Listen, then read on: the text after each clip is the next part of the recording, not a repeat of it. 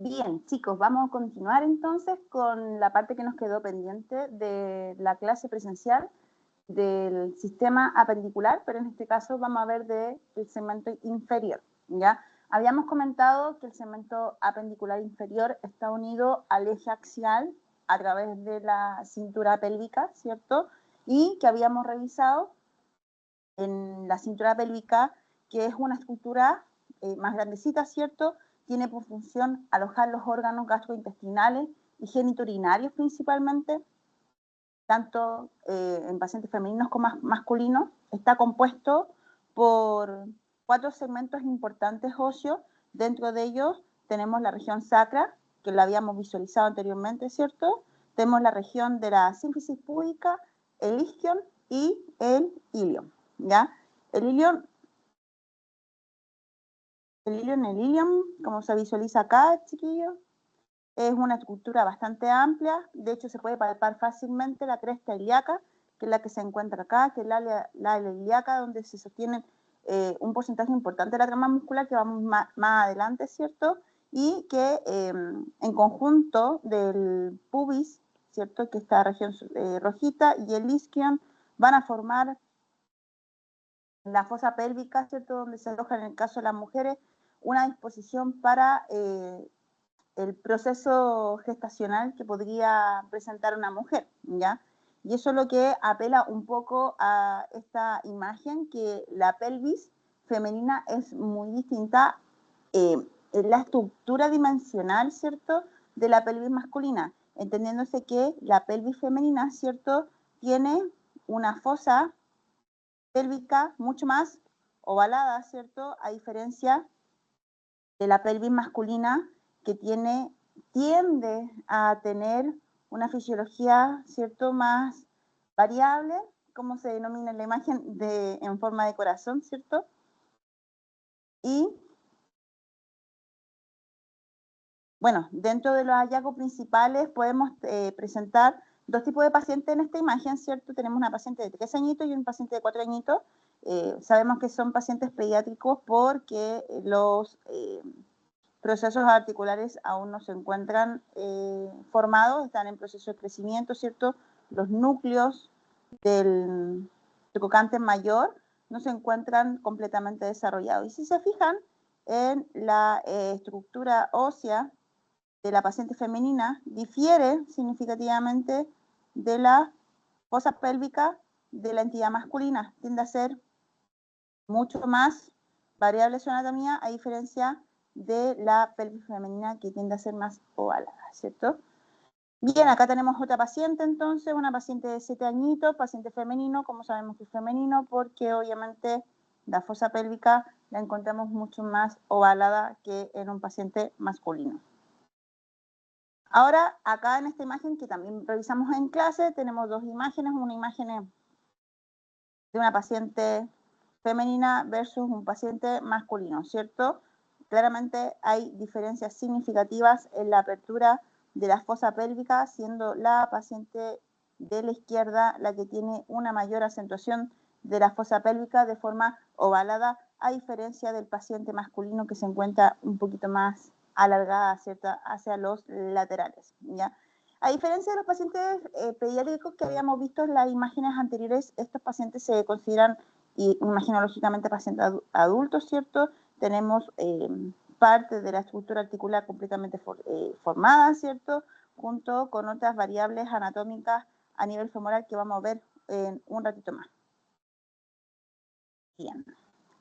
Acá tenemos 2 imágenes. La imagen de la izquierda de su pantalla es una tomografía computada y la imagen de la derecha de su pantalla es una resonancia magnética de pelvis, ¿ya? Si se visualiza en esta imagen que tenemos acá al lado izquierdo de la pantalla, como bien se caracteriza, ¿cierto? Vamos a ver que nos revise el video. No agarra el video. Vamos a ver si eso. Ya lo vamos a dejar ahí nomás porque parece que no se ven los videos antes de la magnificación de la... Como se visualiza en ese plano, ¿cierto? Vemos que la tomografía computada, en este caso de pelvis, es una gran ayuda para la caracterización ósea, puesto que se va caracterizando la estructura en su máxima expresión, dada la característica imagenológica que esta se considera una ventana ósea, ¿ya?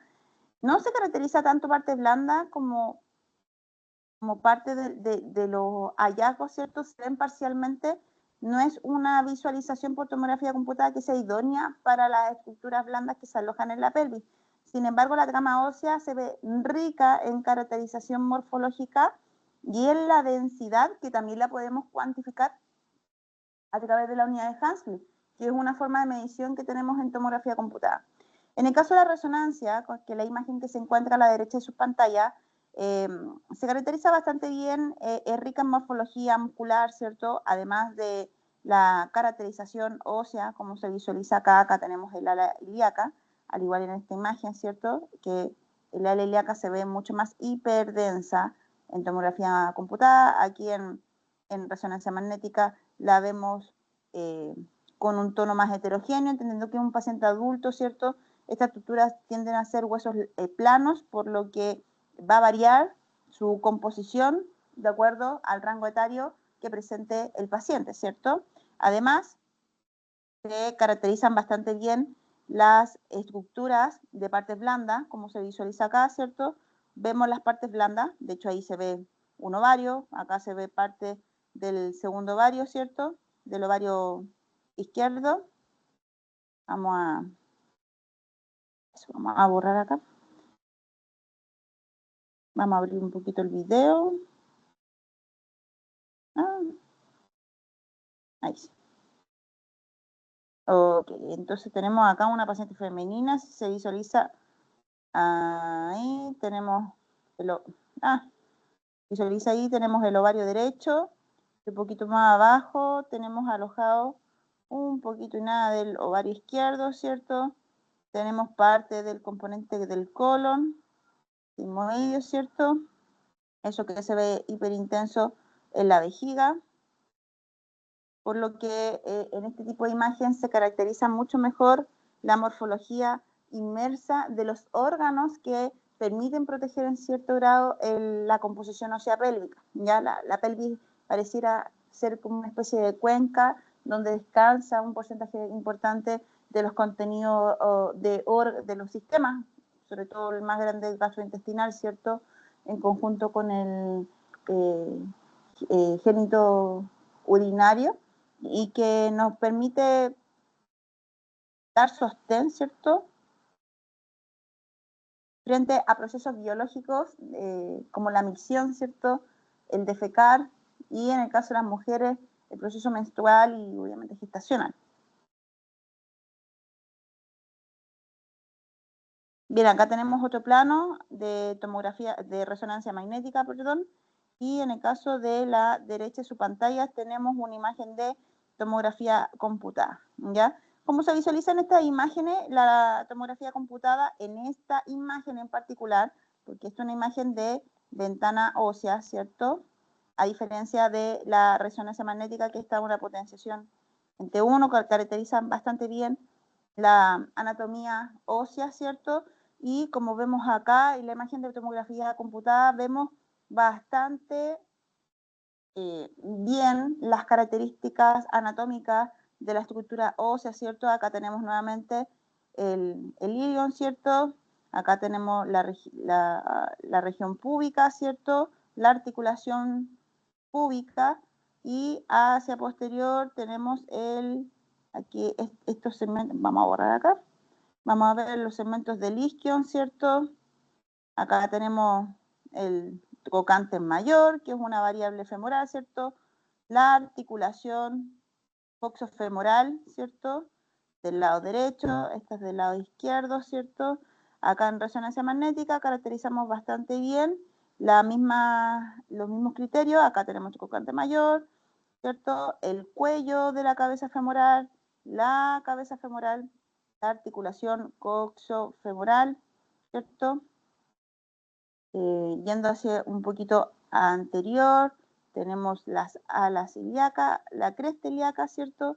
Acá tenemos la columna vertebral, los discos intervertebrales, y como se visualiza en esta imagen, aquí podemos ver las características de este efecto cóncavo que tiene la pelvis, que permite alojar las estructuras como el intestino delgado, ¿cierto? El intestino grueso, acá tenemos el útero, ¿cierto? Alojado sobre el cuerpo superior de la vejiga, esto que estamos viendo acá en la vejiga, ¿cierto? Y hacia los laditos tenemos los ovarios, ovario derecho, ovario izquierdo, ¿cierto? Un poquito más arribita tenemos los riñones, el psoas, que es un músculo bastante importante que lo vamos a conversar en la siguiente clase, ¿cierto? Y que finalmente cumple el objetivo de almacenar este gran saco, podríamos llamarle, del segmento abdominal donde se alojan nuestros grandes órganos. Bien, acá tenemos otro plano, que es un plano sagital de resonancia magnética. En este plano sí es relevante y es bastante útil caracterizar la anatomía, ¿cierto? Pélvica, en donde vemos con un mayor detalle los enfoques gastrointestinales, ¿cierto? Acá tenemos la región sigmoidea, la región anal, este es el ano, ¿cierto? Acá tenemos el cuerpo del útero, el canal vaginal, como se visualiza acá, y lo vamos a pintar en otro colorcito, a ver si nos ayuda esto. Eso, donde tenemos la vejiga, ¿cierto? Con composición acuosa, por lo tanto, podemos decir que este paciente tiene orina, ¿ya? Desde las características óseas, tenemos acá la región del sacro, la región del coxis, ¿cierto? En donde permite darle un cierto refuerzo de protección posterior. Tenemos a derecha, vamos a borrar acá, ¿cierto? Parte de la ilíaca, parte del segmento del isquion, parte de la articulación coxofemoral, como se visualiza ahí. Acá tenemos el tubante mayor y parte del eje del cuerpo femoral, de forma bilateral. ¿Ya? Hacia acá tenemos la pared abdominal anterior, ¿cierto? Y esto que vemos acá es la sínfisis púbica. Bien. Entonces, siguiendo hacia inferior, tenemos el eje apendicular, que está conformado por el cuerpo femoral, ¿cierto? La tibia, se encuentra acá, peroné, que es más delgadito, ¿cierto? Y nuestro hueso sesamoideo, denominado rótula, ¿cierto? Y hacia inferior tenemos los huesos del tarso, ¿cierto? Los metatarsos y las falanges. Las vamos a ver con mayor detalle. Entonces, podemos decir que el sistema apendicular inferior nos permite, dar movimiento biomecánico, ¿cierto? De nuestra estructura humana, ¿cierto? Nos da la movilidad. Recordar también que el fémur es uno de los huesos largos más importantes porque es una trama ósea en donde se aloja un porcentaje importante de médula roja que va a estar encargada, como vimos anteriormente, en los procesos de hematopoiesis, ¿cierto? Y además cumple una función bastante importante porque es la trama muscular de mayor longitud, ¿cierto? Muscular, ¿cierto? Tenemos el cuádriceps que para efectos de funcionamiento mecánico, el cuádriceps conforma un porcentaje muscular de importancia en los procesos de actividad física, generando que la hipertrofia de este músculo potencie significativamente la evaluación metabólica muscular, ¿cierto? Y por consecuencia la resistencia de nuestro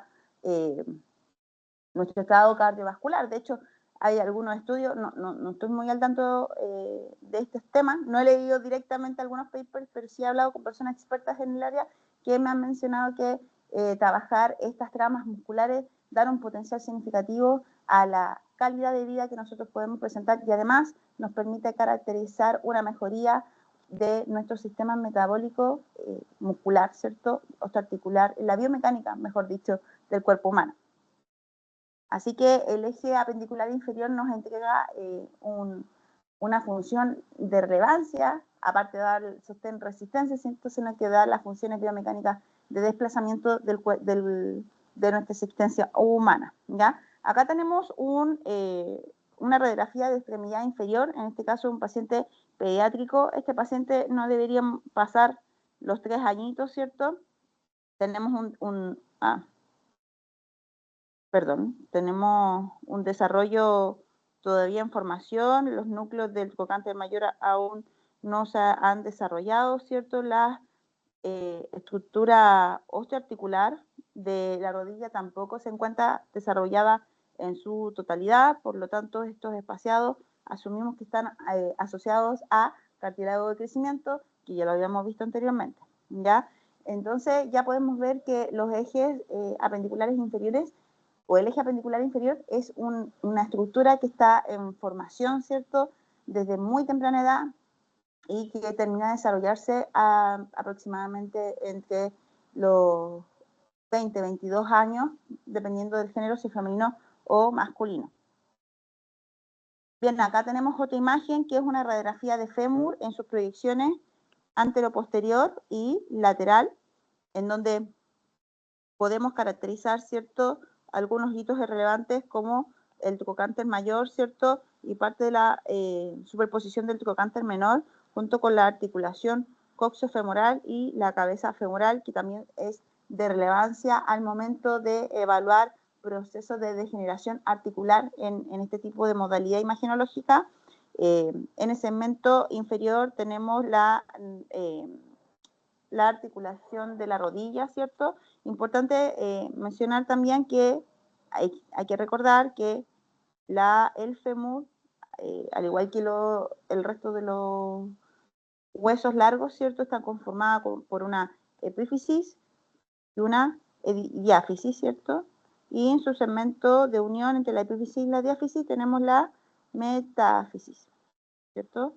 Y la composición de mayor preponderancia del tejido trabecular o el tejido esponjoso de óseo es la médula amarilla, ¿cierto? Porque a medida que nosotros vamos envejeciendo, la médula roja la vamos perdiendo, ¿cierto? Y esta se va reemplazando por grasa, más aún cuando hay déficit de calcio, ¿cierto? Que está asociada a la vitamina D, que ya lo habíamos conversado en clase, y que esto puede generar factores precursores de osteopenia, que es la pérdida parcial del componente óseo, y en su avance podemos llegar a la osteoporosis, que de hecho es una patología de cierta incidencia a nivel nacional. Acá tenemos dos imágenes también, imagenológicas. Tenemos a la derecha de su pantalla una imagen de resonancia magnética, en donde esta potenciación, que es una potenciación T1, ¿cierto?, caracteriza bastante bien la trama ósea. Este es un paciente adulto, ¿cierto? Tenemos el componente óseo, que es el que visualizamos justo en esta imagen, ¿cierto? Cabeza femoral, cuello femoral, el trocánter mayor, ¿cierto? El cuerpo femoral, en fondo en la diáfisis, ¿cierto? Esto es el segmento de epífisis, metáfisis, ¿cierto? Esto que se ve blanco alrededor, aunque ustedes no lo crean, es grasita, ¿cierto? Grasita por aquí y grasita por el otro lado. Esto que lo vamos a pintar con otro colorcito, vamos a pintar color azul. Esto que vemos más oscurito, ¿cierto? Alrededor del hueso es nuestra trama ósea, ¿cierto? Y a diferencia de la resonancia magnética, acá tenemos una imagen de tomografía computada en ventana ósea. Bueno, es un paciente patológico, tiene una lesión ahí. Sin embargo, podemos caracterizar bastante bien la articulación coxofemoral, cabeza femoral, ¿cierto? El cuello, una característica bastante similar a lo que habíamos visto en resonancia magnética. Tenemos el trocánter mayor, ¿cierto? El cuerpo femoral, y aquí tenemos la rodilla con las carillas articulares, ¿cierto? El platillo tibial, entre otros segmentos anatómicos, ¿ya? Importante entonces entender que el fémur es una estructura ósea de importancia, ¿cierto?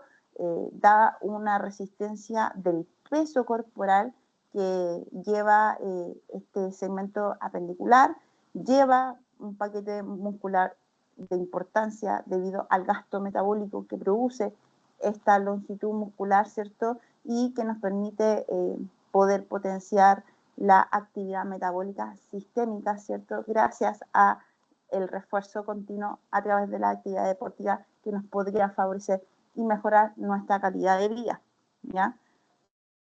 Acá tenemos dos imágenes también de resonancia magnética y de tomografía computada. La imagen de la derecha de su pantalla es una imagen de resonancia magnética y la imagen de la izquierda de su pantalla es una imagen de tomografía computada. Acá, como les comentaba anteriormente, y creo que se puede caracterizar en mejor medida la trama muscular, ¿cierto? En donde visualizamos la trama muscular en su máxima expresión morfológica. Acá tenemos los ejes largos, ¿cierto?, de la musculatura del cuádriceps, ¿cierto?, en su expresión de longitud máxima, asociado al paralelismo que existe con la componente ósea desde el eje lateral, ¿cierto? Acá tenemos los cóndilos, la rótula, ¿cierto? Y el tendón del cuádriceps y el tendón rotulano inferior. Eso lo vamos a ver con mayor detalle, los ligamentos, tendones y articulaciones en la cápsula de la próxima semana.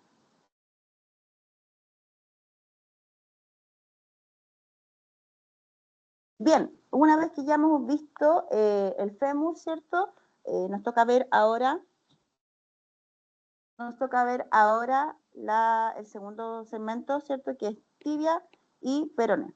La tibia y el peroné son estructuras también de huesos largos y sus características principales es que la tibia, que es el huesito que va hacia medial, ¿cierto? El que va hacia adentro de las piernas, tiene un mayor ancho óseo a diferencia del peroné. En este caso tenemos una imagen que se visualiza en pantalla, ¿cierto?, que es de tibia peroné en un paciente pediátrico, ¿cierto? Acá vemos que efectivamente el componente óseo aún no se ha logrado desarrollar en su totalidad, ¿cierto? Tenemos los núcleos todavía en proceso de formación, sin embargo, la diáfisis, ¿cierto?, de estos segmentos ya se encuentra bastante avanzada en su osificación, ¿ya?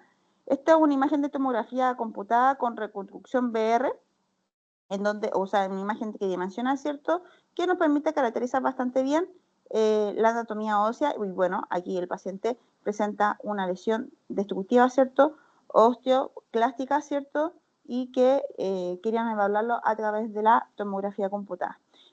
También considerar que aprovechando la imagen podemos ver de forma bastante positiva las características morfológicas del pie, que tanto lo que se tributa a nivel de la rodilla, también podemos caracterizar que los huesos del tarso, ¿cierto?, todavía se encuentran en proceso de formación, no están todos los segmentos de las cuñas y otros huesitos cortos desarrollados en su totalidad. Bien, acá tenemos una imagen de radiografía en su proyección anteroposterior y lateral. Esto es un paciente adulto, tenemos un eje óseo completamente desarrollado y finalizado, ¿cierto? Acá tenemos los platillos tibiales, ¿cierto? La epífisis, diáfisis, ¿cierto? Como habíamos visto anteriormente, epífisis. Y acá en este segmento tenemos la articulación astrálago, ¿cierto? Porque tenemos huesito del astrálago, tibia, peronea, ¿cierto? En su eje lateral vemos la protuberancia tibial, ¿cierto? Platillo tibial, y esto se completa con el cuerpo de la tibia, que es la diáfisis, ¿cierto?, de los huesitos largos, hasta llegar a la región distal, ¿cierto?, en donde podemos caracterizar la articulación astrálago tibia peronea. Recuerden que la tibia siempre va hacia el interior del paciente, mientras que el peroné, ¿cierto?, se aloja por el lado externo del paciente, que es el que se visualiza acá. Acá en las imágenes que tenemos en pantalla, tenemos a la derecha una imagen de resonancia magnética y en la izquierda de pantalla tenemos una imagen de tomografía computada. Bien, como les comentaba, en la imagen de la derecha de pantalla tenemos una imagen de resonancia magnética y la imagen de la izquierda de su pantalla tenemos una imagen de tomografía computada. Si caracteriza bastante bien, la imagen de resonancia es un paciente pediátrica, aproximadamente debe estar rondeando entre los 12, 14 años, principalmente por las características entre la epífisis y la diáfisis, ¿cierto? Y como se visualiza acá tenemos ya una osificación en un porcentaje bastante importante del paciente, ¿cierto? Y que permite ver el eje completo del cuerpo de la tibia, ¿cierto? Y si vamos un poquito más hacia posterior, nos podemos encontrar con el cuerpo de el peroné, ¿cierto? A diferencia de la tomografía computada, que caracteriza bastante bien la composición del tejido compacto, ¿cierto? Que se ve mucho más brillante que el tejido esponjoso como se visualiza en estas imágenes, ¿cierto? Acá tenemos la región de la tibia, el cuerpo de la tibia, y un poquito más a posterior, ¿cierto? Un poquito más a posterior tenemos el peroné que se visualiza acá, una estructura mucho más delgada que la tibia y de hecho tiene una apófisis que forma parte del proceso del cóndilo de la articulación astralago-tibia peronea. Bien, de la misma forma, en la imagen de la derecha de su pantalla es una resonancia de tibia, peroné, y la imagen de la izquierda es una tomografía computada también de pierna, y acá vemos en su eje lateral la estructura tibial completa, ¿cierto? Bueno, acá el paciente está en una condición patológica, se visualiza una lesión destructiva, ¿cierto? En el segmento, en el tercio superior o en el tercio proximal de la tibia, a diferencia de la imagen de resonancia magnética que pareciera ser el mismo paciente anterior. La caracterización por resonancia magnética nos permite diferenciar con una alta sensibilidad la morfología de esta estructura, el eje largo o la mayor longitud de la trama muscular, ¿cierto? Que en esta región tenemos los gastrocnemios, ¿cierto? Estructuras de gran relevancia para poder movernos, ¿cierto? Y dar sostén a la biomecánica del segmento apendicular inferior. Bien, y finalmente tenemos el último segmento ya apendicular, tenemos el pie. El pie está conformado por dos ejes óseos fundamentales. Tenemos en este segmento todo lo que son los huesos del tarso y acá tenemos los metatarsos, ¿cierto? Y las falanges. Los metatarsos tienen una característica muy similar a los metacarpos, ¿cierto? Que le dan esta emergencia para poder generar el proceso de flexión y extensión de la estructura del pie. Y en el caso de la falange, exceptando el primer ortejo, y en este segmento las falanges se llaman ortejos, tenemos el primer ortejo que tiene dos fragmentos, dos estructuras óseas, a diferencia del resto de los deditos, ¿cierto? Del segundo, tercero, cuarto y quinto ortejo, que tiene una falange proximal, una falange medial y una falange distal, ¿ya? En la región a dorsal del paciente tenemos las cuñas, ¿cierto? Tenemos cuña medial, media y lateral, ¿cierto? Tenemos el hueso cuboide, el hueso navicular, ya sea posterior, que une el eje distal, ¿cierto? El tercio distal del segmento tibia-peroné, forman la articulación astralago-tibia-peroné, que es la que habíamos señalado anteriormente, y hacia abajo, que mantiene el eje y la estabilidad de la pisada, ¿cierto? De la extremidad, es el calcáneo. Entonces, desde esta vista lateral, tenemos el hueso navicular en conjunto con las cuñas, ¿cierto? Y el cuboide forman los huesos cortos del tarso, que son del pie. Acá el eje mayor tenemos los metatarsos y hacia los segmentos más distales tenemos las falanges proximal, media y distal. Bien, entonces, en total tenemos estas características óseas que nos permiten mantener el sostén en la pisada, ¿cierto? Mantener el equilibrio en conjunto con el eje axial, parte de nuestras cualidades de ser humano, de sapiens, ¿cierto? En bipedestación. Y esto permite que se pueda unir finalmente todo este segmento de huesos cortos a el segmento largo, apendicular, que en este caso son la tibia y el peroné, y en su conjunto permitirnos dar la biomecánica local. Ahora, ¿cómo se visualiza en radiografía? En radiografía nosotros tomamos de pie en anteroposterior, ¿cierto? Y en su segmento lateral, en donde se caracteriza en una buena calidad de imagen, ¿cierto? Las estructuras óseas que habíamos comentado anteriormente. Acá tenemos las cuñas, ¿cierto? Los segmentos uniformes, el hueso navicular, ¿cierto? Parte del segmento del astrálago y parte del componente calcáneo, que se visualiza mejor acá.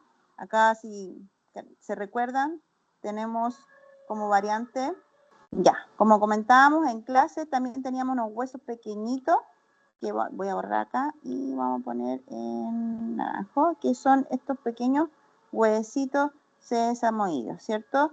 Y desde el eje lateral tenemos el astrálago, ¿cierto? El calcáneo que en este segmento se inserta el tendón de Aquiles, que lo vamos a ver la próxima semana, en la próxima clase, ¿cierto? Las cuñas, ¿cierto? Y el cuneiforme,